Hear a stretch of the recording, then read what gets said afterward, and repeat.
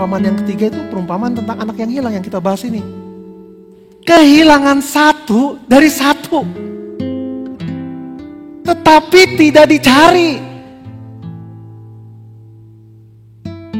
Sulung kehilangan, tetapi tidak mencari si bungsu. Sesungguhnya yang kehilangan itu bukan bapaknya. Kalau bapaknya yang terhilang, itu satu dari dua. Tapi ini satu dari satu. Coba perhatiin ya. Tentang domba yang hilang, kehilangan satu dari 10. Masih ada 9. Tapi yang satu ini dicari. Dan ditemukan. Perumpamaan tentang dirham yang hilang. Hilang 1 dari 10. Masih ada 9. Tapi yang satu ini dicari. Tapi bayangkan. Perumpamaan tentang anak yang hilang. 1 dari 1. Siji maning. Semata wayang. Tapi tidak dicari. Kenapa yang kehilangan si sulung? Karena menurut tradisi Yahudi, kehilangan anak bungsu adalah tanggung jawab si sulung.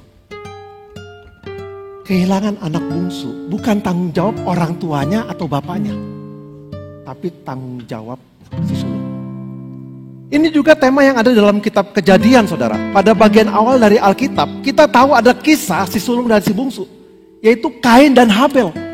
Dan pada kesempatan tersebut, Allah tuh mengkonfirmasi bahwa sesungguhnya si Kain adalah penjaga adiknya.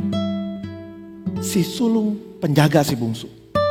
Tetapi dalam perumpamaan ini si sulung tidak mencari si bungsu. Sebagai seorang kakak, sepatutnya si sulung mencari si bungsu.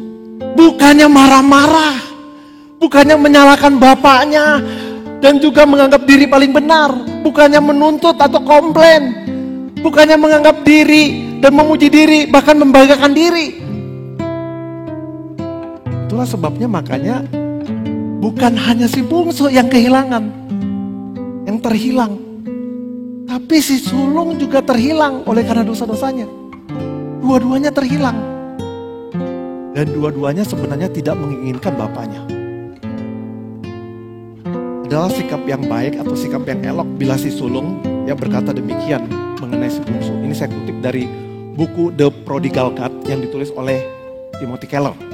Jadi saya kutip katanya. Katanya begini seharusnya. Ayah, adikku tuh telah berlaku bodoh dan sekarang hidupnya hancur.